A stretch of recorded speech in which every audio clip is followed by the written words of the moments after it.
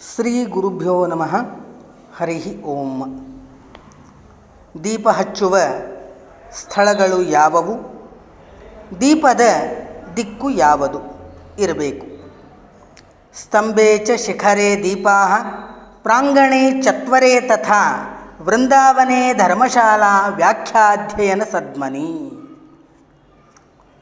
ಮನೆಯ ದ್ವಾರಗಳಲ್ಲಿ ದೇವಾಲಯ ಕಂಬಗಳು, ದೇವಾಲಯದ ಶಿಖರ, ಮನೆಯ ಅಂಗಳ ಚೌಕಗಳು, ತುಳಸಿ ವೃಂದಾವನ, ಪುರಾಣ ಪ್ರವಚನ ನಡೆಯುವ ಸ್ಥಳ, ಗೋಹಟ್ಟಿ, ವೇದಾಧ್ಯಯನ ನಡೆಯುವ ಸ್ಥಳ, ಈ ಸ್ಥಳಗಳಲ್ಲಿ ದೀಪ ಹಚ್ಚಬೇಕು. ಅದೇ ರೀತಿಯಾಗಿ ಅಶ್ವತ್ಥವನ, ಧಾತ್ರೀವನ, ಮಠಗಳಲ್ಲಿಯೂ ದೀಪಗಳನ್ನು ಇಡಬಹುದು. ಈ ಸ್ಥಳಗಳಲ್ಲಿ ಲಕ್ಷ್ಮೀದೇವಿಯ ವಿಶೇಷ ಸನ್ನಿಧಾನ ಇರುತ್ತದೆ. ಇನ್ನು ದೀಪದ ದಿಕ್ಕು. ಆಯುರ್ಧ ಪ್ರಾಂಗ್ಮುಖೋ ದೀಪೋ ಧನದ ಸ್ಯಾತ್ ಉದನ್ಮುಖಃ ಪ್ರತ್ಯನ್ಮುಖೋ ದುಃಖದೋಸೌ ಹಾನಿದೋ ದಕ್ಷಿಣಾಮುಖಃ. ದೀಪವು ಪೂರ್ವ ಅಥವಾ ಉತ್ತರ ದಿಕ್ಕಿಗೆ ಅಭಿಮುಖವಾಗಿ ಉರಿಯುತ್ತಿರಬೇಕು.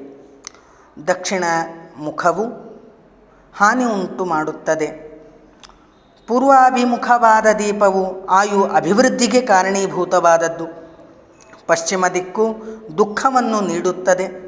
ಉತ್ತರಾಭಿಮುಖವಾದದ್ದು ಸಂಪತ್ತನ್ನು ನೀಡುತ್ತದೆ. ಆದ್ದರಿಂದ ಪೂರ್ವ ಮತ್ತು ಉತ್ತರ ದಿಕ್ಕುಗಳು ದೀಪ ಬೆಳಗಲು ಅತ್ಯಂತ ಶ್ರೇಷ್ಠವಾಗಿವೆ. ಈ ರೀತಿಯಾಗಿ ದೀಪ ಹಚ್ಚುವಾಗ ಈ ವಿಷಯ ಗಮನದಲ್ಲಿ ಇರಬೇಕು. ಅಂದರೆ ದೀಪ ಹಚ್ಚಿದರೆ ನಮಗೆ ಪೂರ್ಣವಾದ ಫಲ ಸಿಗುತ್ತದೆ. ಶ್ರೀಕೃಷ್ಣಾರ್ಪಣಮಸ್ತು.